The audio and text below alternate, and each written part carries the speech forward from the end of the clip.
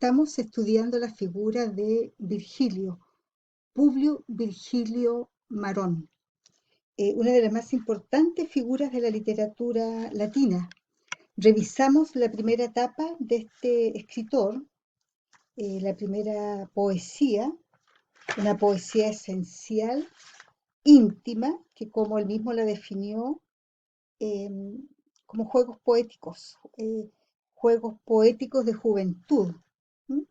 En su primera etapa eh, hay una notoria influencia del epicureísmo, sistema filosófico fundado por Epicúreo en el siglo IV antes de Cristo en Atenas, denominada la búsqueda de la felicidad o la ética del placer, como una rama del hedonismo, que busca el epicureísmo, la vida sencilla, retirada, libre de pasiones, así como el goce y el bienestar del cuerpo y de la mente.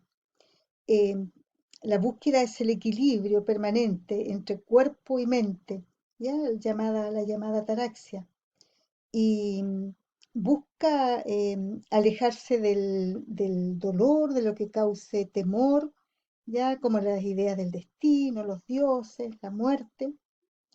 Y esta filosofía o esta postura, ¿no es cierto?, cree firmemente que la salud del cuerpo, ¿ya?, tiene que ver con la salud del alma. ¿M? Em, por eso esta escritura inicial, ¿no es cierto?, decíamos esencial, íntima, de las bucólicas y la poesía pastoril.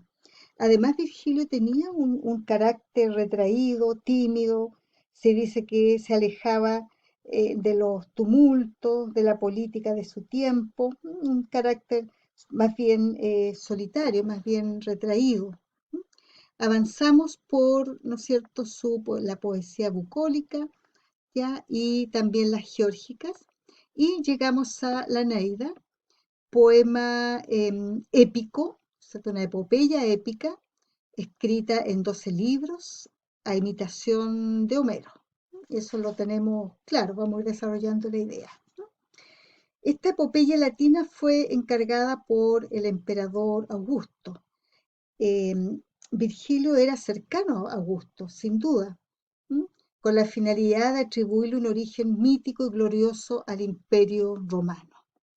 El Imperio Romano, eh, poderoso, temido, un imperio, ¿no es cierto?, muy grande, eh, no tenía un pasado mítico, legendario, no tenía una epopeya en sus inicios. ¿M? Por lo tanto, Augusto busca que exista una epopeya, que exista un pasado glorioso, ¿m?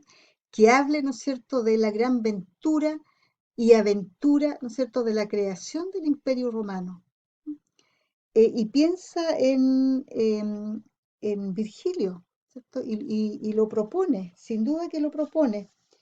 Se sabe, ¿no es cierto?, que Virgilio no actuó por una imposición de Augusto, sino que más bien por un deseo propio, ¿no es cierto?, de recopilar, de enlazar toda la tradición romana para llegar a un presente en el que él confiaba, un presente como esplendoroso, ¿no es cierto?, en el concepto de imperio, y que promete igualmente un futuro glorioso y esperanzador. Construir un presente, ¿no es cierto?, y una proyección hacia el futuro. Entonces es un tema remoto, legendario, se crea, ¿no es cierto?, en este poema, eh, este tema, tomando elementos, ¿no es cierto?, de la historia, de la tradición, etcétera. Y el valor fundamental que va a tener Virgilio va a ser dotar a Roma de su mejor producción épica. Dota a Roma, fíjense la importancia que tiene y la trascendencia que va a tener su obra. Aunque nace de la imitación, ¿ya? Debido a que las letras latinas carecieron de una epopeya tradicional de base popular, ¿m?, como la griega, ¿no es cierto?, y la de algunos pueblos modernos. Sin duda que será importante.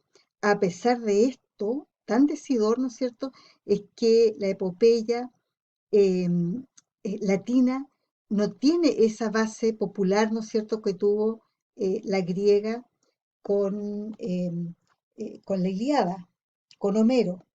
Sabemos que existió una amplia producción, ¿no es cierto?, previa a Homero, una gran cantidad, ¿no es cierto?, de obras que circularon vía oral, a través de la oralidad, ¿no es cierto?, en las que antecedieron este portentoso poema épico que es la Ilíada. Entonces, epopeya heroica que contiene todos los elementos de la historia de Roma, fíjense, leyenda, mitología, religión, filosofía, cultura, ¿no es cierto?, presentes, el boca a boca, registros de distinto tipo. ¿Cuáles fueron las fuentes de esta obra, de la Eneida? Bueno, leyendas que circulaban, ¿no es cierto?, acerca de Eneas, o sea, la tradición oral, ¿ya? Tradición oral, acerca, ¿no es cierto?, de este héroe troyano, tradiciones itálicas de distintos pueblos, oscos, umbros, etruscos. No nos olvidemos, ¿no es cierto?, que en la conquista de Roma, la conquista que emprendieron los romanos, ¿no es cierto? Hubo muchos pueblos con sus propias costumbres y sus propias tradiciones que pasaron a formar parte del pueblo latino. Y la otra gran fuente fundamental, importantísima, es el gran modelo poético de Homero, ¿ya? De Homero toma pasajes, descripciones, situaciones distintas, rasgos de estilo y de composición, ¿ya?, que vamos a ver reflejada en la obra. ¿M? Y no podía ser de otro modo. Toda epopeya heroica debía pasar, ¿no es cierto?, por esta influencia, tremenda influencia, ¿no es cierto?, por este camino marcado, ¿no es cierto?, que dejó Homero en relación con las exigencias poéticas. De él va a tomar pasajes, decíamos, descripciones, situaciones, rasgos estilísticos, eh, pero al mismo tiempo, ¿no es cierto?, habrá algunos elementos fundamentales, ¿no es cierto?, que lo alejan o lo separan y por lo tanto se puede hablar, ¿no es cierto?, de un estilo propio o de elementos caracterizadores propios. ¿M? El primero de ellos, al que nos vamos a referir, tiene que ver con la conciencia de la deformación histórica operada en la Eneida. Bueno, por su parte, ¿no es cierto?, Homero recoge las tradiciones de su pueblo en un intento de recopilar, en cierto modo, la mitología, ¿no es cierto?, y los elementos legendarios. A Virgilio lo vamos a ver la razón literaria, o diríamos razones estrictamente literarias, es decir, es consciente de que su composición se mueve dentro de lo transformado literariamente, ¿ya? Y ello a través precisamente de la mitología como elemento artístico humano, ¿ya? O sea, sabe, ¿no es cierto?, que hay una reelaboración, ¿no es cierto?, de los elementos que se cogen, que se toman, con los cuales trabaja, ¿no es cierto?, una reelaboración, una recomposición literaria, una transformación, diríamos, ¿cierto? El segundo rasgo, en relación con, bueno, lo que acabamos de decir, consiste en la fuerte ideologización que se imprime a la Eneida. Es decir, que si Homero cree estar sirviendo a la tradición popular, Virgilio, ¿no es cierto?, en cambio, está creando ideología consciente y claramente puesta al servicio del Imperio Romano, ¿ya? Y en concreto de Augusto. ¿M? A cuyo servicio se pone el poema en tanto que interpretación de la historia. No nos olvidemos, ¿no es cierto?, que es Augusto el quien tenía este gran interés de que se escribiera la historia de Roma, del origen de Roma, ¿no es cierto?, del origen legendario de Roma, que existiera y que Roma pudiese exhibir un gran poema épico y tener una tradición épica. El tercer y último rasgo a nivel de logros consiste en la compleja caracterización psicológica existente en la Eneida y que falta totalmente en la obra de Homero. No nos olvidemos que calificamos en un momento, ¿no es cierto?, la obra de Homero como una obra centrada en lo bélico, ¿ya? Una obra de guerra, de conflicto bélico. No hay tiempo, ¿no es cierto?, para ahondar psicológicamente en los personajes. Bien, Y en Homero, ¿no es cierto? Además, los personajes resultan ser individuos que están enfrentados a su destino, individuos típicos enfrentados a su destino en relación con la cosmovisión de los griegos. No nos olvidemos tampoco de la importancia que tenía el destino en la vida de los griegos. En cambio, la obra de Virgilio nos presenta un héroe con una voluntad de destino, ¿ya?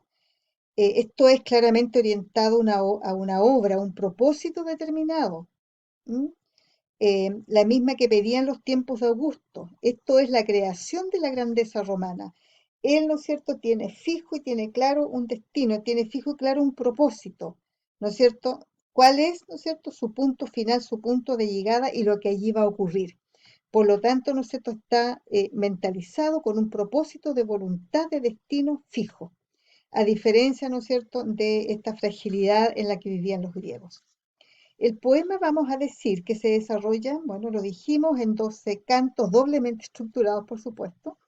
Por una parte, la división según el modelo griego homérico, por la que tendríamos dos bloques inspirados, respectivamente, en la Odisea del canto 1 al 4, Viaje a la nueva patria, Roma, y en la Ilíada los cantos séptimo al 12º, la lucha por su conquista. La segunda estructuración según el desarrollo del tema propio del poema romano, en tres partes. Cantos 4 del primero al cuarto, Eneas en Cartago, cantos quinto al octavo, viaje al Lacio y preparativos para la guerra, cantos noveno al 12º, el desenlace final, ¿no es cierto? El desenlace final, diríamos. En estos cantos se va narrando la epopeya de Eneas, quien arrojado a las costas de África tras la destrucción de Troya por los griegos, reside durante algún tiempo en Cartago, la futura rival de Roma, la hermosa Cartago. Allí, ¿no es cierto?, Dido se apasiona con Eneas y mantiene su amor hasta que el troyano parte a Italia, lo que lleva a Dido a suicidarse, uno de los pasajes más hermosos y más potentes, ¿no es cierto?, más hondos y más fuertes de la obra. Llegado a Sicilio, no nos olvidemos que Eneas recluta a los mejores hombres y tras la predicción de la grandeza de Roma, parte, ¿no es cierto?, para casarse con la hija del rey latino, Lavinia, de quien obtiene el reino tras duras batallas contra Turno. De ahí, ¿no es cierto?, la pregunta que hacíamos en el control de lectura, la importancia que tienen estos dos acontecimientos, estos dos episodios, ¿no es cierto?, el de Dido y la lucha final. En ella los sucesos son diversos y el fin dudoso, especialmente por la intervención y partido, ¿no es cierto?, que toman los dioses, siempre presentes, que finalmente acordarán por medio de Júpiter que decida el destino. La derrota y muerte de Turno, ¿cierto?, supondrán el fin de la guerra y el comienzo de la grandeza de Roma. Bueno, el tema patriótico y que el poema desarrolla viene a ser en realidad un reflejo simbólico, ¿no es cierto?, de relevantes sucesos de la historia de Roma. Por ejemplo, las batallas de Enea en África son un recuerdo de las campañas romanas en Cartago, así como las guerras en Italia rememoran las guerras civiles que se trataron para la unidad y la pacificación en su momento. Al mismo tiempo, hay quien ve en la retención de Eneas por Dido, la hermosa Dida, una representación o una copia, ¿no es cierto?, de los conocidos amores de Antonio y Cleopatra. Y por fin, ¿no es cierto?, en la grandeza más humana que mítica de Eneas se viene a trasplantar la figura de Augusto, que siempre va a estar allí, ¿no es cierto?, presente, de alguna u otra manera, encarnando la grandeza romana. Estamos frente a uno de los más importantes poemas, ¿no es cierto?, poema épico de la literatura de la antigüedad. Em, Dante se ha constituido en el poeta latino más admirado e imitado, ¿no es cierto?, en todas las literaturas europeas. No nos olvidemos que, perdón, dije Dante, porque estaba pensando en que Dante lo considera su maestro. En su